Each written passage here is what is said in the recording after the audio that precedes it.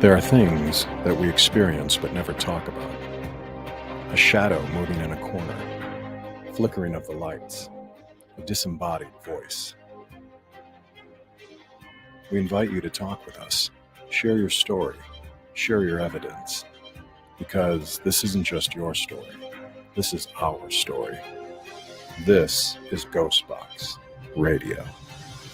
And this is GhostBox Radio on AM 950, where every week we talk about the paranormal, ufology, Bigfoot, or just the unusual. My name is Greg Bakun, and thank you very much for joining me today.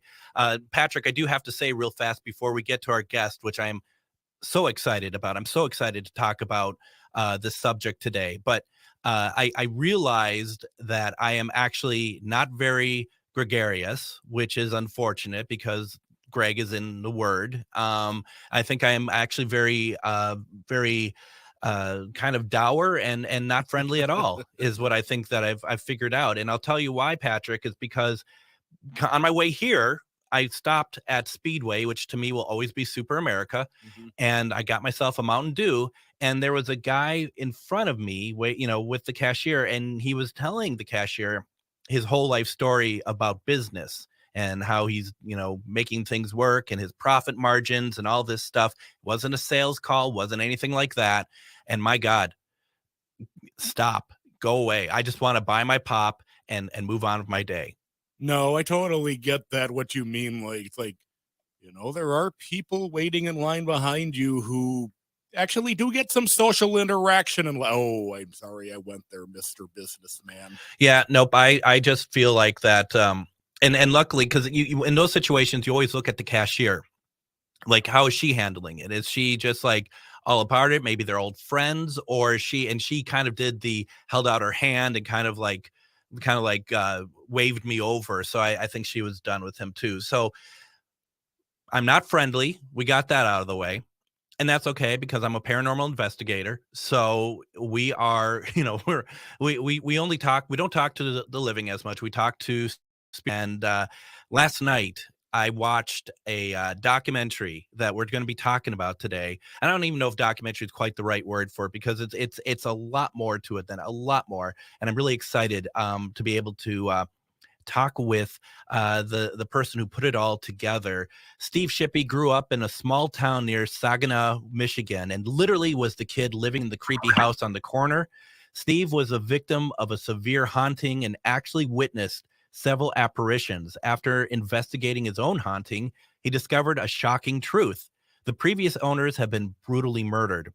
Steve began documenting his work on film, and to date has produced and directed 10 feature-length documentaries, all available on Amazon Prime, including A Haunting on Hamilton Street, A Haunting on Dice Road, and A Haunting on Brockway Street, where he investigates haunted locations to uncover the truth and hopefully bring closure for residents of small towns like this.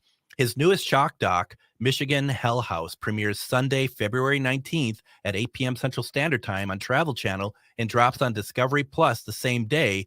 Steve, welcome to GhostBox Radio. Hey, thank you so much for having me. Oh, my goodness. Thank you very much. First of all, how many shock docs have you done now? I believe this will be my fourth shock doc. Gosh. And do I even call it the right thing when I say documentary? Because a documentary to me, which I love documentaries, it really presents information as kind of in past tense in certain ways. This to me seems so much more organic than that. What would you call that? I mean, apart from shock docs, obviously. Well, I guess it is, it is a documentary, but it's kind of a hybrid of a documentary telling a story of a situation past, but then also present with the active investigation element. So it's kind of an interesting hybrid. Can you tell us what Michigan Hell House is about, please? And once again, folks, this is airing, and we're recording this early, but when you're listening to this, it airs Sunday night. So that'd be tonight at 8 p.m. Central Standard Time on Travel Channel. Steve, what's the documentary about? Well, I like to refer to this case as the greatest, most prolific haunting in American history. that you've never heard of. And I know that sounds like a very bizarre and bold statement to make, but this case, it began all the way back in 1974. The Pomeranian family built their house in 1951 from land that was given to Mr. Pomeranian by his father. That land had been in their family for over a century. He built the house with his new wife, Mabel, and they were ready to start a family and basically do what people do in these rural farming communities and just kind of live a simple life. So they began to have their happy home and their life. And about 20 years into this peaceful existence, it all changes. One night, the family was asleep. They heard the sound of shattering glass. They all wake up and they run out to the living room, and they see that the large picture window in their home had been completely blown in. Now, they called the police, and they thought maybe it was the work of some teenagers in the neighborhood, vandals, something of that nature. Police took a report, and the next night, around the same time, the house starts to experience something different, pounding on the side of the house, as if somebody was, beating the side of the house with a sledgehammer, is the way the family described it. It started off on one corner of it, and within a few minutes, it sounded like there were multiple people doing it all around the house at the same time. So they run outside, they look, there's nobody there. They come back in the house. The second they walk back in the house, it starts again. They run back out, nobody's there. They call the police. They come out, they look for footprints and different pieces of evidence, or hoping that there would be. There's nothing. There's indentations in the siding. You could see where the damage had occurred, but there was no footprints or anything else. They took a report, and basically from that night forward, every single day, that family had to call the police for what escalated into one of the most insane things you could ever imagine. Wow. And so, one of the things, as you said, and one of the most prolific that no one's ever heard of, and that's such a lofty statement, but you watch this documentary and you have to say to yourself, it is. Because there is so much that happens here, and in such a short amount of time. The question that hit my mind as soon as I started watching this was, how many more of these sort of things are happening, not less necessarily even around the world, but even just in America, that we don't know about because it didn't have the attention that, say, Amityville did, or the attention that you're bringing to this story. There has to be others out there too that are just like, they're just kind of currently lost to time. Yeah, I believe that's certainly possible. With this case in particular, it was that way by design. And the reason I say that is because the police truly felt that for the longest time, this was considered a criminal investigation, which is very interesting. And the reason for that is because the police were coming out there repeatedly for these calls. And then after a while, they began to experience things. They would hear things. They would see things that they couldn't explain. So, being very fact-driven individuals, evidence-based individuals, they weren't going to say, hey, this is paranormal. They thought, okay, we're seeing it, hearing it, sensing it, whatever it may be, whether it be the concussion explosions, whether it be the voices, whether it was them seeing things move on their own. So they thought, okay, there has to be an explanation. There has to be. So at one point, they actually thought maybe the family themselves were doing this, maybe for attention, whatever it may be. And, you can't really blame them. They were trying to cross everything off their list to try to explain this. The family was surveilled. There were stakeouts conducted. I'll give you one of the stories that took place on Halloween night of all nights on 1974. The chief of police, the captain went out there, and he told the family, okay, look, we've been investigating this now for months. I'm going to come here today. I'm going to sit on the floor so nobody can see me through the windows. And as soon as that expletive shows up and starts pounding on the house, I'm going to go out there and we're going to catch him. This is going to end tonight. Now, what the family didn't know was there were sheriffs and deputies and different investigators all around the house, hiding in the cornfield and across the road in the ditch, and they were watching the house from every angle.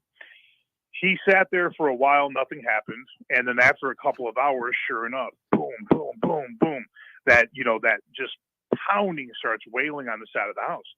So the captain, he gets on his walkie and he says, it's happening, close in, close in.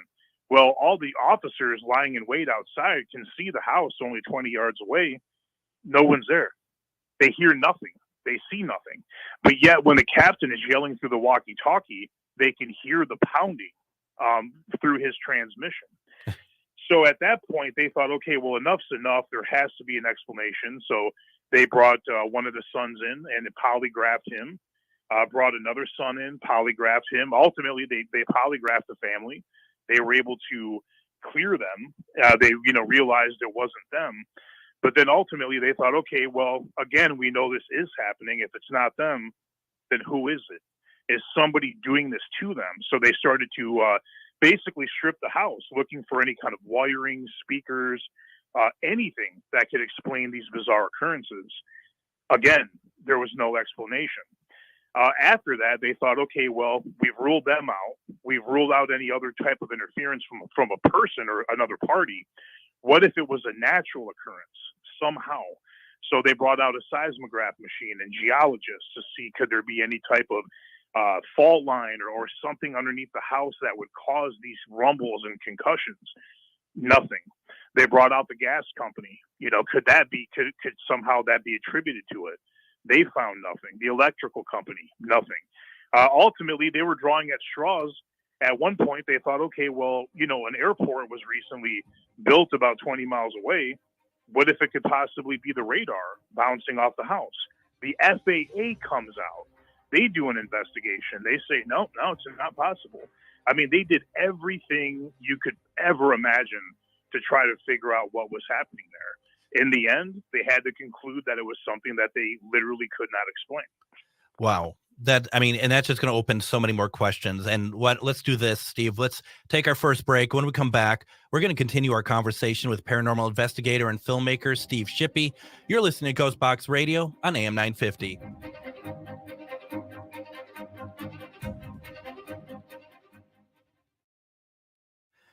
That segment, I went over 23 seconds. Just so you know, Patrick. So if you want to do the math. No, it's totally fine. We can go over as much as we want, as long as we make up and we have enough spot. You know how it works. All the timing and stuff works out. It's totally good. Oh yeah. So okay, and then I am pretty much ready to go, Patrick, when you are.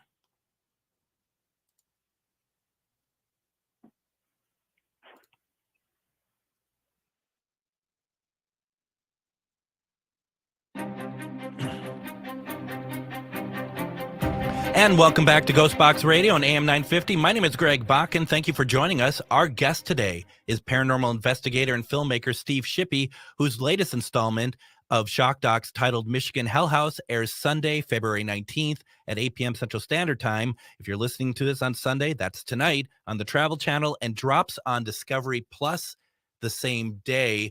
There's a lot to talk about. And Steve, one of the things I wanted to talk about, draw your attention to, was the neighbors across the street from where all this was happening. What hit me about that was, if I may share a kind of a personal story, I had a friend years ago who in his 20s moved into a house over in Northeast Minneapolis or North Minneapolis, excuse me. And the house next door, he befriended a couple people there. And one of them was she was a witch. And that was my very first time having any interaction with a witch, knowing so many years later that that's not a negative connotation.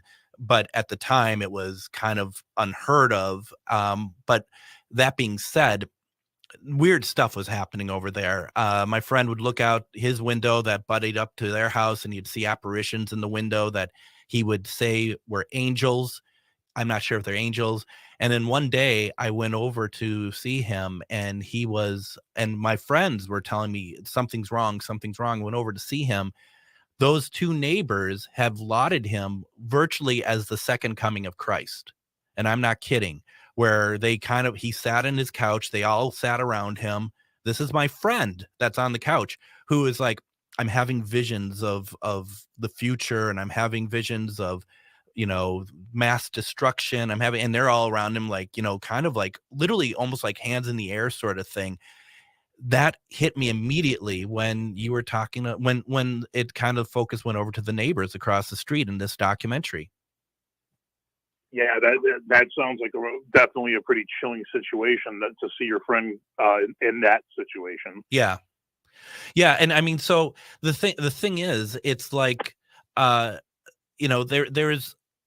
a lot of, I mean, I guess the thing that is interesting about this is that there appears to be a link between that house with the people living over there and like the house that all of this, and I'm always forgetting the name of the family that's there, the Pomeranians. Thank you very much. And I mean that's that whole kind of coven. Is that something that is often seen in that area of Michigan, or is that just kind of one-offs? I mean, it is chilling. Now we actually have heard a lot of different reports, through, I guess, anecdotal type of evidence, or locals have said for years that there's been witchcraft practice in different places. Also, I guess a little bit darker than that, some satanic worship out in the woods. We have interviewed people, I guess, that have basically been stumbling across different things that they found out in the woods for at least going on 50 to 60 years. A lot of these interviews I haven't released yet. I'm kind of working on a larger overall picture of this area, but it does seem to be something tied to that region. When you were doing the research, and were you able to find out the identity of the woman that lived across the street? Yes. I figured you would have, and I also understand why it doesn't go any further than that. But I was just curious about that. I mean, because there is so much. Do you know? I mean, maybe this is a question too far. Do you know if that person's still around, if they're still alive? Well, there's a lot more to come on that. Okay. So good. Yeah, because believe it or not, I've been investigating this case for 8 years. And I was going to talk about that because this is more, personal, I guess is the right word. I don't want to cliche like in this time for Steve, it's personal. But it is, Yeah. It is, but there is some, because you don't live far. You didn't grow up far from where this took place.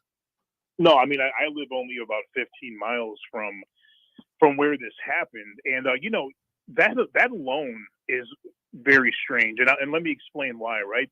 Mm-hmm. So in my city here of Saginaw, we release a documentary film every year. We do a big worldwide premiere at an old, actually an old haunted, very historic theater here called the Temple Theater. Mm. And the reason I bring that up is we have about 4,000 people attend these premieres every year.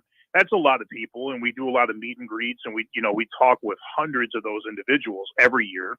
Of course, they correspond with us online, etc. The reason I bring that up is after all these years and being, I don't want to say the number one person that's dealing with hauntings in this area, but mm-hmm. Yes. And, we hear about every case, past, present, you name it. Everything has come across our desk in one way, shape, or form or another. This case being 15 minutes away from here, no one has ever brought it up to us. Wow. We've never, ever heard of this situation. Now, the only reason I came across this information is somebody kept reaching out to me anonymously, if you will, for the longest time. And they kept saying, look, I really want to meet with you. I have some things I would like to give you. I think you should have these. You should know about this. Well, they wouldn't tell me what it was. And I had no idea who they were. And I kept telling them, look, I'm not in the business of meeting with strangers about things I don't even know what they are. I'm mm-hmm. just not going to do that. You're going to have to either tell me who you are, or you're going to have to tell me what it's about, or I just simply cannot do that. So this went on for about a year. Finally, they reached out again, and they maybe, I don't know, caught me at the right time or whatever it was. But finally, I said, okay, look, I've kind of had it with this conversation. If you want to meet me, I'm going to meet you today. I'm going to tell you where and what time. And, let's do this. If we're going to do it, let's do it now. and they agreed. I picked the place, and I brought somebody with me, and actually had about 4 or 5 other people waiting outside as well in different vehicles, just for security reasons. Yeah. And ultimately, I met with this person, and they brought in this big old cardboard box. And I'm kind of just looking at them. I'm looking at the box. They plop it down, and they said, I want you to have this. I want you to go through this, and here's my number. After you do, contact me. Okay.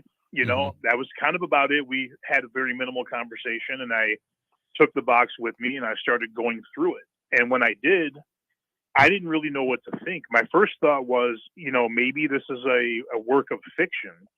I don't know. Maybe this is a project this person's doing. I don't understand, because I'm reading these what looks to be police reports, saying some of the most wildest things you could ever imagine, things that Hollywood wouldn't even come up with. And so I just started doing a little bit of detective work, and started writing down all these names on these reports, and then looking up these individuals, and all the officers that were, still alive, because again, this started in 74. Probably a lot of them were around middle age, and sadly they're no longer here. But the ones that were, pretty much all said the same thing. They would pick up the phone, and I would introduce myself, and I would say, hey, does this address sound familiar to you? And then they kind of chuckled and said, my God, I wondered when somebody would be calling about this one day. And I said, so did this really happen? And they said, oh, yes, it did. It sure did. And then I would kind of say to them, well, what was the cause? What do you think it was? And they said, well, I never believed in this kind of stuff, and ever in my life. But I'll tell you one thing, it happened. And that was the consensus of everyone we spoke to. Wow. This is our shorter break. So let's do this. Let's take another break. When we come back, we're going to continue our conversation with paranormal investigator and filmmaker Steve Shippy. You're listening to GhostBox Radio on AM 950.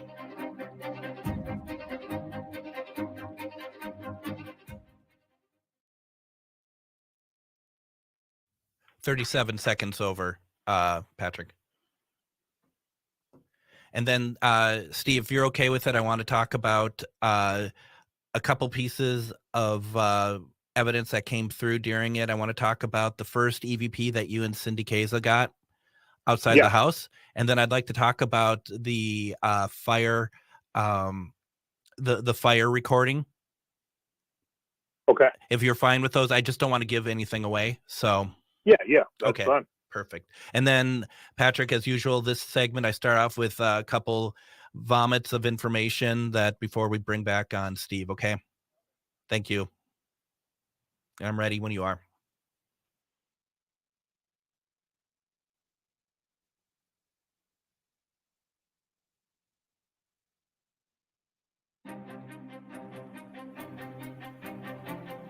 And Ghost Stories and Beyond returns to Billy's in Anoka March 1st at 6:30 p.m. Join Char Savoy and myself for our monthly in-person get-together as we share some paranormal stories that happen to us, but also listen to your stories too. Share your stories of ghosts, UFOs, Bigfoots. We want to hear it all. It's a fun night of listening to ghost stories, and there will be spirits there, such as booze, because it is a bar. It's $10 a ticket to join in. It does not cover food or drink, but I'll tell you, the food is amazing. The wait staff is great. The stories are fantastic. We're going to see you March 1st at 6:30 p.m. at Billy's in Anoka. And I do want to do a quick plug for Discovery Plus since I have Steve on today. If you don't have it, get it. Obviously, from a paranormal perspective, it's a treasure trove of material covering this genre from ghosts, UFOs, Bigfoot, including series that I haven't seen on the air in years, such as my personal favorite, My Ghost Story. There's a ton of new content getting added exclusively to the streaming service and has shows from so many other networks that covers DIY, food, travel, science. I love watching the episodes of Anthony Bourdain's No Reservations. Go to discoveryplus.com. That's Discovery, and plus is spelled out, plus.com. Sign up today. And if you missed GhostBox Radio with Greg Bakun Live, AM 950 replays these episodes Saturday nights at 8 p.m. Central Standard Time, or you can listen anytime by going to Spotify, iTunes, iHeartRadio, Google Podcasts. After listening, please leave a positive review for my show. I'd greatly appreciate it. Our guest today is paranormal investigator and filmmaker Steve Shippy, whose latest installment of Shock Docs, titled Michigan Hell House, airs Sunday, February 19th at 8 p.m. Central Standard Time on the Travel Channel and drops on Disney Plus the same day. Steve, I want to talk a little bit about some of the evidence that you picked up when you were doing the investigation. I mean, some of that stuff was truly amazing, and I really want to point out to people, for those of you who wonder if this stuff is real, this stuff is staged, if this stuff is, just like it's all done for television, I would like to present as Exhibit A of evidence Cindy Kaza's response to the EVP that you both got outside of the house the first night that you were there. Yeah, that was definitely a very hair-raising thing to capture. So Cindy and I had just kind of, got on the property and did a walkthrough, and ultimately, we did hear a few different things that caught our attention. So I kind of suggested, well, hey, do you want to just do a little impromptu investigation out here right now? Of course, she, obliged, and we started. During this process, as I was walking up to the side of the house, it was actually the corner where the pounding had first started in the 70s with this case. So we kind of focused on that area. I had saw something in the window, something that was in one of the bedrooms. It kind of looked like a white, maybe semi-translucent figure, but not quite a figure. It's kind of hard to explain, but something certainly was moving around in there. Mm-hmm. And we knew that none of us, being the crew, nobody was in the house at the time. And the family that lives there was not there. And so right away that caught my attention, and I kind of walked over to the window, peered in there, and decided to pull out my recorder, Panasonic DR60, pulled that out and hit record. I had placed the device on the windowsill and started asking some questions. Of course, we're on the outside. And after a few questions, I grabbed the recorder, started playing it back, had my ear up to it. Cindy leaned in. Both of us are listening to it in real time. Mm-hmm. And we hear a very creepy female voice saying, "You're all going to die." With such a staccato, if you will, such a force. And Cindy's reaction is actually what almost gives me more chills than the EVP. Yeah. Her reaction was very impactful. I mean, I've dealt with this case for so long. I guess I hate to say it, but it didn't surprise me to hear something like that. But I think that her reaction kind of sobered me back up to the ramifications of this case. Sometimes when you work on something, you get a little desensitized to it, but it was shocking. I mean, all of us were there. I pulled the recorder out of my pocket. We all saw me hit record and pick it back up and play it back. And, there's that voice. How do you explain that? That wasn't something where, it could have maybe kind of have been a dog in the back. No, this was clearly a voice speaking right into the recorder, and there's no mistaking what it said. No, not at all. And a little bit of context, folks, is that, we talked about ghost stories and beyond, and a couple of weeks back, we actually were able to bring in Dave Schrader as a guest for one of our ghost stories and beyond. And he tells the story about how sometimes, and this is how television works on those episodic televisions, that the reactions are real. Sometimes they might ask you to do the reaction again because they didn't catch it or whatever reason. And one thing Dave said, he's like, Cindy cannot do the reaction twice. She can only do it once, and that's the real reaction that you get. So if you didn't get it on camera, you're not going to get it from her at all. That is what he said. So that immediately ran to mind when I saw her reaction to it. And and also somebody such as Cindy, who is so seasoned and so good at what she does, when she just says that scares me, that immediately just gets my attention, I guess. Yeah, no, absolutely. Yeah, I mean, I've done a lot of cases with her. We worked on Ed Gein, The Real Psycho, Scream, The True Story, The Ghost of Flight 401. So, I've worked with Cindy in some really intense cases, gruesome cases. Mm-hmm. I've seen it, I've seen it wear on her. I've seen it affect her. But, that moment, I don't know that I've ever seen her that off guard for that moment. No, no, I imagine not. And we might come back to this in a bit, but I do also want to talk about one of the things I really applaud in this documentary is that you were able to have original recordings from what 1975 was it Yes. of the uh well the parapsychologist who was out there, and so there were what we find out is that there are 3 fires that happen in this house that you cannot account for how they start. But what ends up happening is the 3rd one, which I'm assuming was the most powerful, it kind of sounds like, that was caught on recording because he was recording anyway. So that whole situation happens on audio recording from 1975. My question to you, Steve, is I hear like a like a demon growl or something in that. Is that added, like, not like to throw people off, but there's always that sense in these documentaries of adding a little bit more oomph to, like, with music in the background and stuff. Was that recording completely untouched for this documentary?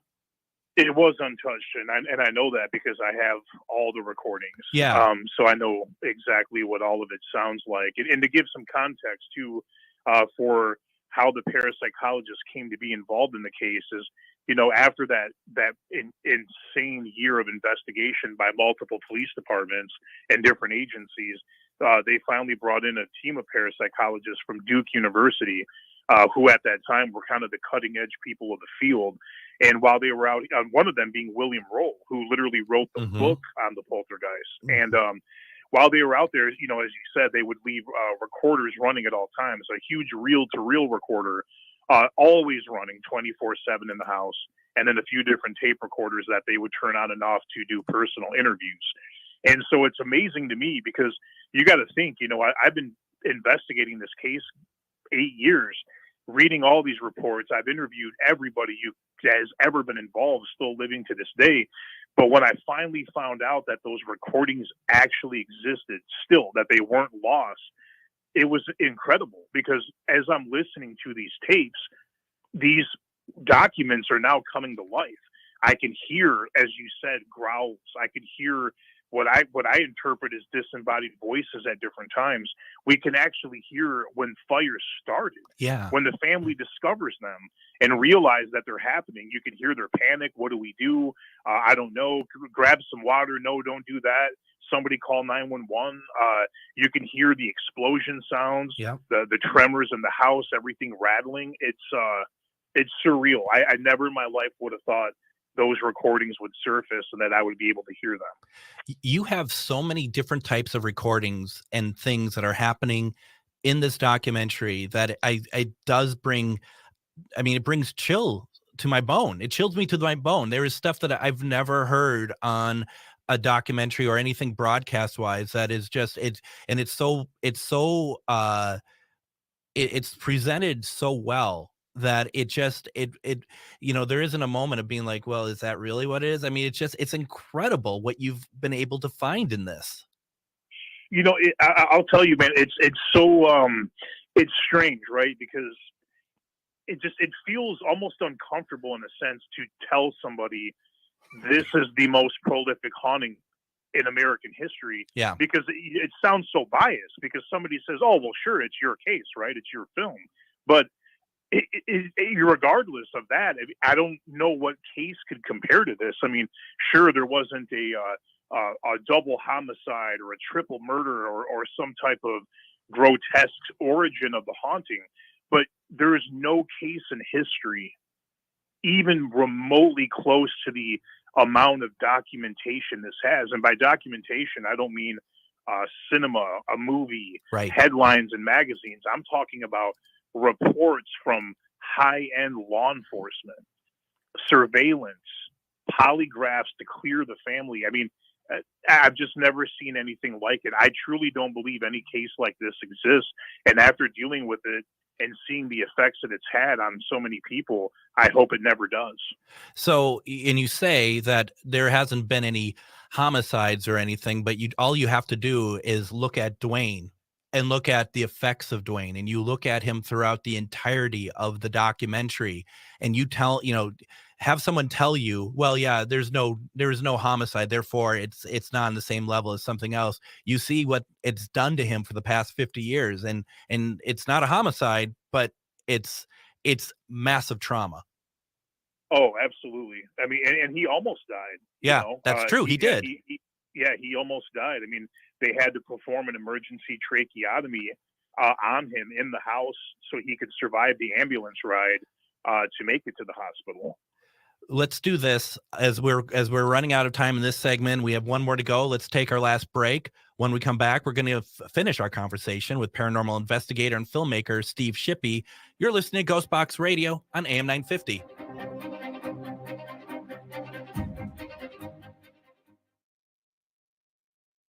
So we can add back 25 seconds, Patrick. The gift of life. That's what I do.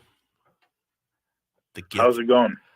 I think it's going great. I mean, I hope you're, it's so much fun to talk about this because it's so incredible, Yeah, it would take 10 podcasts to kind of really encompass the story, Yeah. But, yeah. And maybe there's a time down the road we can talk more about it once people see it and we can really get in depth with it, because I don't want to ruin anything.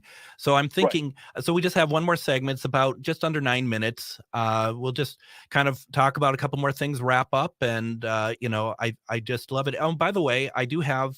I'm not going to put it on the show, but I do have people who are watching who are giving comments, and they're just, there's a lot of people out here that love you, Steve. I'm just going to say that, okay?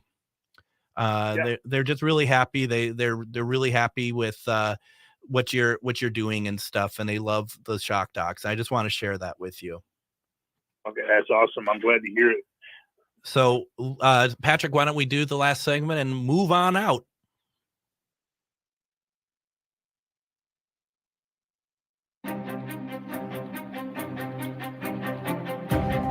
And next week on GhostBox Radio with Greg Bakun, we go local and bring back Lily McNamara, who is with Paganicon.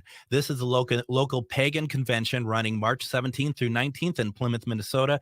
She's going to be here to talk about all the great things that are happening at the convention this year. You can get tickets at tcpaganpride.org. That's tcpaganpride.org.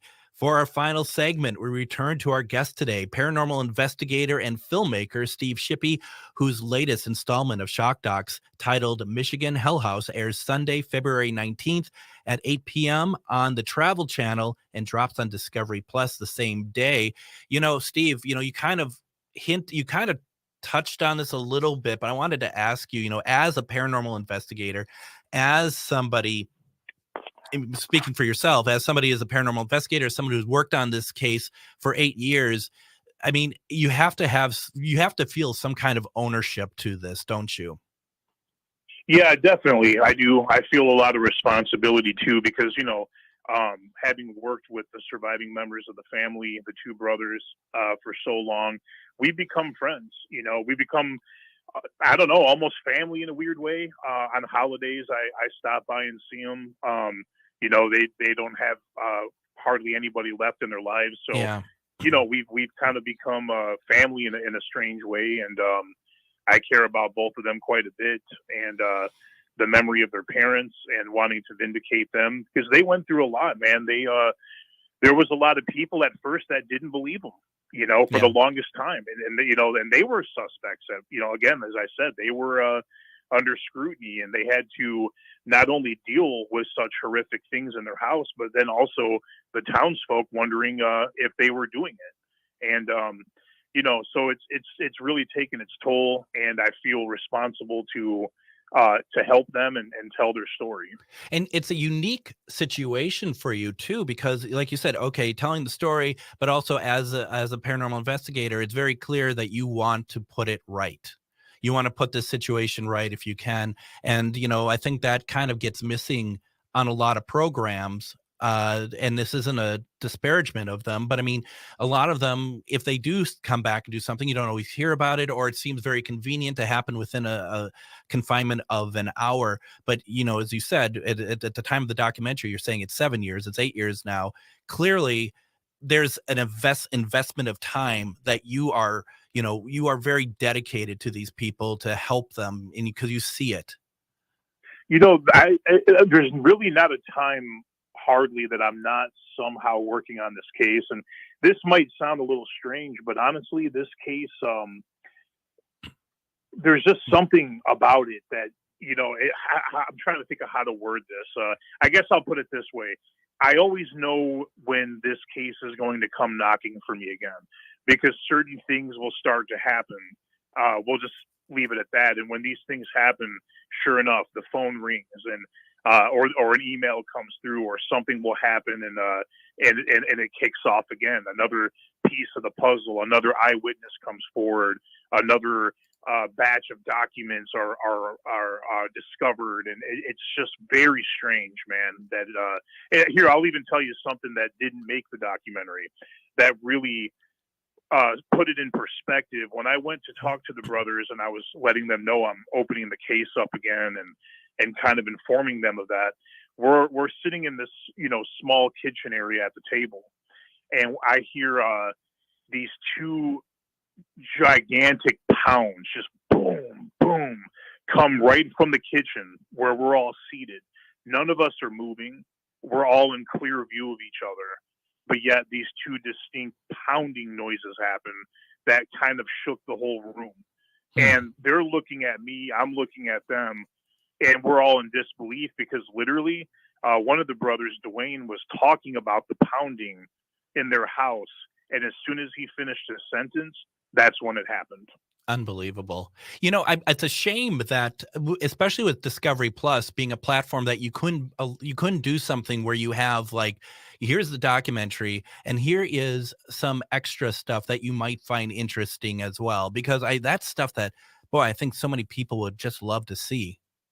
Oh yeah, no, absolutely. It's always a very difficult thing, because no matter what, when you film for so many hours and so many things happen, we know we're just kind of unfortunately under that time constraint. Absolutely. How do you fit this into 2 hours? Yeah. And of course, me as an investigator, I want everyone to see it all the evidence, every EVP, every moment, but we do the best we can.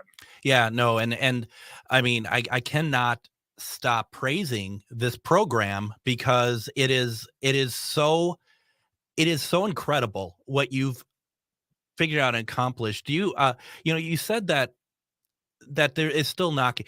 Does it still knock even now then? I mean, you're still getting something that you are, it called you back to this case.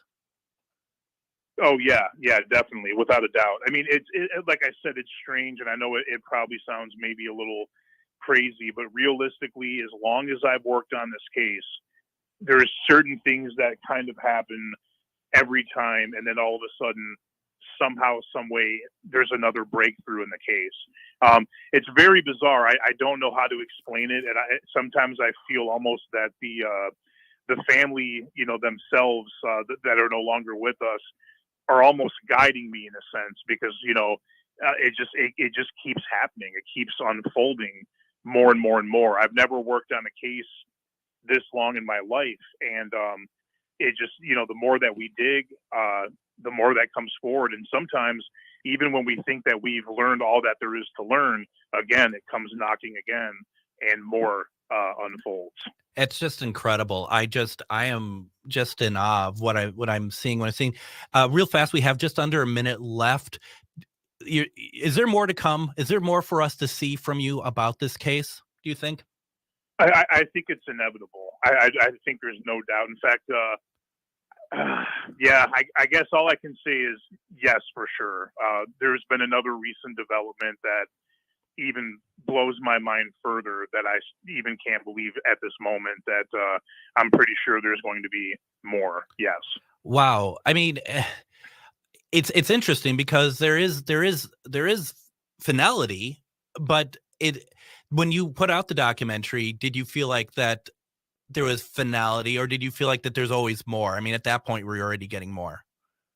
I mean, at that point, I did not know there was more, but just knowing all that I know, and as long as I've worked on this case, I had a gut feeling that it wasn't truly over. And Wow. just only 2.5 weeks ago, somebody reached out to me, and what they told me just blew my mind. And I just had a feeling that it wasn't over. Wow. Steve Shippy is a paranormal investigator and filmmaker. His latest shock doc release, Michigan Hell House, premieres Sunday, February 19th at 8 p.m. Central Standard Time on the Travel Channel and drops on Discovery Plus the same day. Steve, thank you so much. I hope that you'll come back and talk with me more. This is incredible. Yeah, anytime, I'll definitely return. Thank you so very much. It was great to have you.